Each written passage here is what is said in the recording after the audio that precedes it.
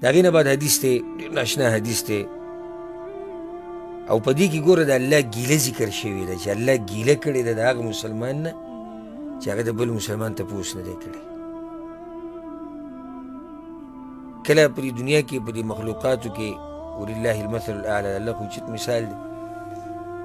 په دې مخلوقاتو کې چې موږ ته ډېر درون او قدرمن یو نو موږ ګیلې ته نه پرېږدو چې ګیله وکړي نو سړی الله ته ګیله کوي ګوره هغه ګیله څه ده واوره. وعن ابي هريره رضي الله عنه ابو هريره رضي الله عنه قال رسول الله صلى الله عليه وسلم پیغمبر صلی الله علیه وسلم دا خبره کړې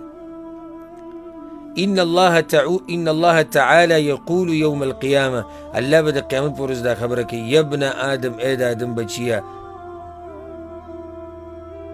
زه بیمار شوم فلم تعودني ته زما تپوس نه وکړې مرضت فلم تعودني زه بیمار شوم او ته زما تپوس نه وکړې هغه به ورته یا رب کیف اعودک وانت رب العالمین یا الله ما به ستا څنګه تپوس کړی وی او ته خو رب العالمین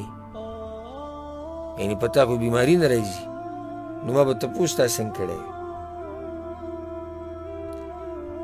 الله به ورته اما علمت ان عبدي فلانا مرض تا ته دا پته نشته چې زما پلانې بنده بیمار شوی فلم تعوده ته بیمار پرسی له نه وې تلی اما علمت انك لو عدته لوجدتني عنده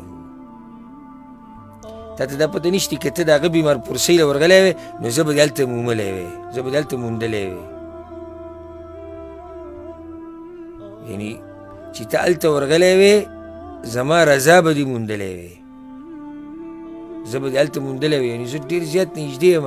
بیمار ته نو زه به درنه راضي شوی ما به دله اجرونه درکړی یا ابن آدم ای د آدم بچیه استطعمتک فلم تطعمني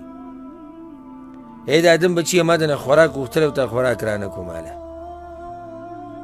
هغه به یا رب کیف اطعمک وانت رب العالمین یا الله تعالی څنګه خوراک درکړم او ته خو رب العالمین یې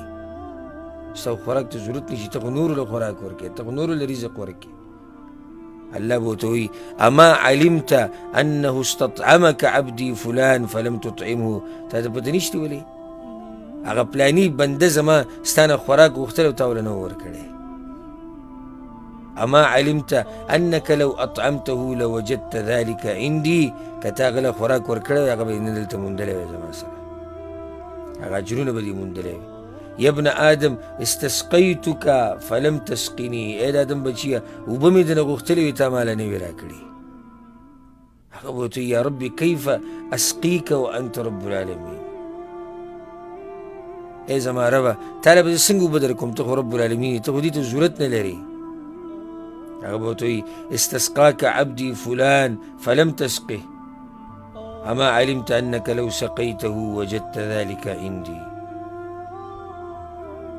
پلانی بنده زما تا نه اوبه غوښتلې وي یو وخت کې تا وله نه یې ورکړي که دغه اوبه دې ورکړی وي هغه به یې نن دلته موندلې وي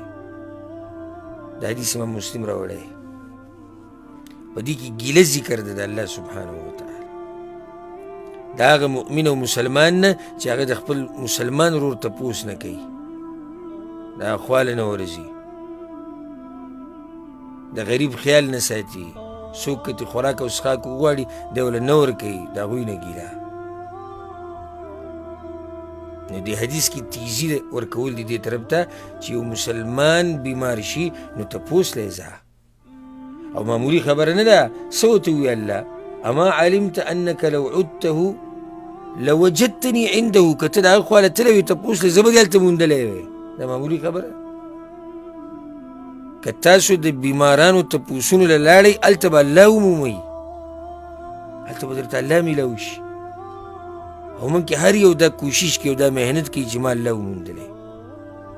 د الله رضا مې وګټلی اجرونه او ثوابونه راته میلاو شو او دا یو لویه لار ده